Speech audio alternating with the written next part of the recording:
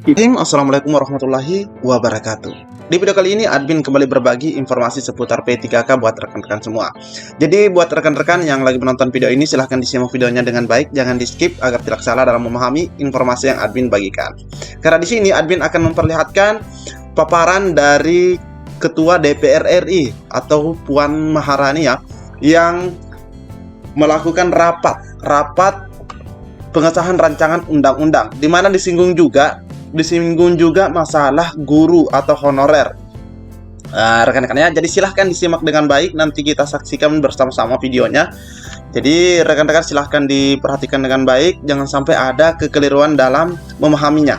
Nah, sebelum kita lanjut rekan-rekannya, di sini terlebih dahulu admin ingin kembali memberikan informasi kepada rekan-rekan P4 atau pelamar umum bahwa hari ini tanggal 17 Desember. Nah, di sini admin lihat ya, ada informasi di portal P3K Guru. Mohon menunggu, kami tim panitia seleksi nasional masih melakukan verifikasi dan distribusi formasi. Masih dilakukan verifikasi. Mengingat untuk P1, P2 dan P3 itu pastinya sudah ditetapkan penempatannya, rekan-rekan ya. Untuk pelamar umum, harap bersabar untuk melakukan pemilihan formasi. Harap terus memantau perkembangan terbaru pada laman ini. Seperti itu rekan-rekannya. Dan sebelum kita ke informasi yang disampaikan oleh DPR RI, namun sebelum kita ke informasi yang ini rekan-rekannya, nah di sini ada ketentuan umum di dalam Undang-Undang Nomor 5 Tahun 2014 yang patut atau wajib untuk diubah, seperti itu rekan-rekan ya. Namun kita terlebih dahulu ke informasi yang disampaikan oleh DPR RI. Oke, kita saksikan bersama-sama. Pidato Ketua DPR RI pada penutupan masa persidangan kedua tahun sidang 2022-2023. Untuk itu kami persilakan kepada yang terhormat Ibu Ketua DPR RI membacakan pidato penutupan masa persidangan kedua tahun sidang 2022-2023 dari atas podium. Bismillahirrahmanirrahim. Assalamualaikum warahmatullahi wabarakatuh. Salam sejahtera bagi kita semua. Om Swastiastu, Namo Buddhaya, salam kebajikan. Sidang Dewan yang terhormat, pada masa persidangan ini DPR RI bersama dengan pemerintah telah berhasil menyelesaikan 6 rancangan undang-undang menjadi undang-undang dan 13 rancangan undang-undang yang saat ini berada dalam pembahasan pembicaraan tingkat 1. DPR RI juga telah menetapkan program legislasi nasional Undang-Undang Perubahan keempat tahun 2020-2024 sebanyak 259 RUU dan program legislasi nasional prioritas tahun 2023 sebanyak 39 RUU dengan rincian sebagai berikut.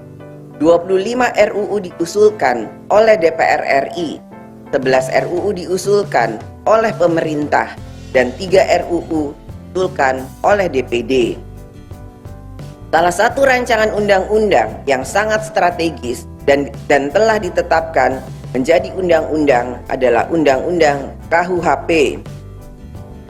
Negara kita sudah merdeka selama 77 tahun dan tidak kurang dari 59 tahun. Tepatnya sejak tahun 1963 sudah melakukan diskusi terhadap perubahan KUHP. RUU KUHP merupakan upaya rekodifikasi terbuka terhadap seluruh ketentuan pidana dan menjawab seluruh perkembangan yang ada di masyarakat saat ini. DPR RI telah memberikan perhatian pada berbagai persoalan yang muncul di tengah-tengah masyarakat. Antara lain, 1. Kejadian luar biasa KLB polio dan percepatan vaksinasi polio. 2. Permasalahan gagal ginjal akut progresif atipikal.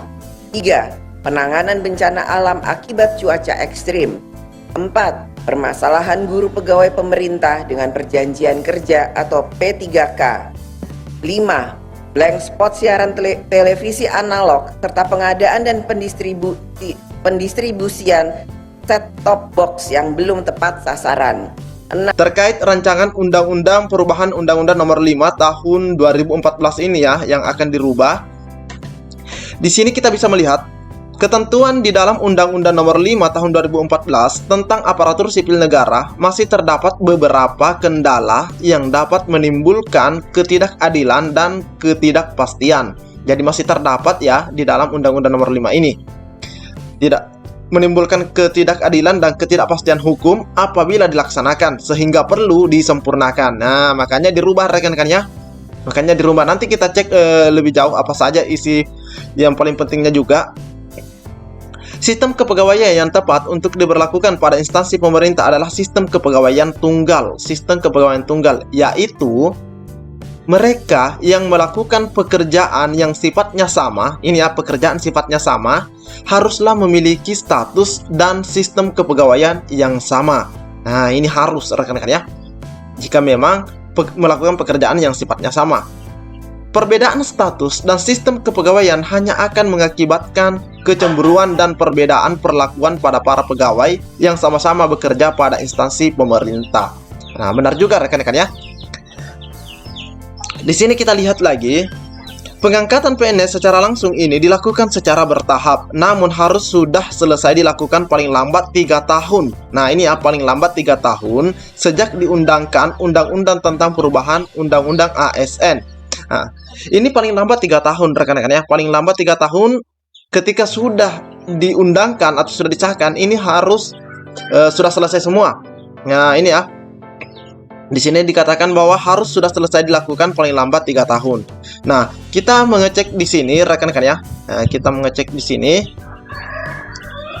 Di pasal 135A, pengangkatan tenaga honorer, pegawai tidak tetap, pegawai tetap, non-PNS, dan tenaga kontrak menjadi PNS sebagaimana dimaksud dalam pasal 131A ayat 1 dimulai 6 bulan. Nah, ini rekan-rekan ya, 6 bulan dan paling lama 3 tahun. Jadi ini sama persis dengan yang di bagian pengumuman rekan-rekan ya, di bagian umum.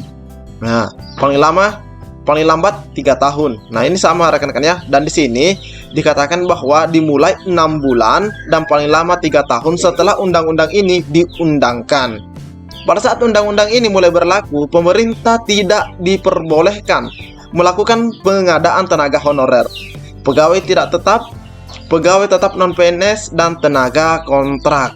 Nah, ini yang rekan-rekan ya, ini yang harus kita pahami bersama, bahwa ketika rancangan undang-undang ini sudah diundangkan, sudah disahkan, maka itu paling lambat 3 tahun. Paling lambat 3 tahun semua sudah selesai, termasuk ini ya, maksudnya pengangkatan tenaga.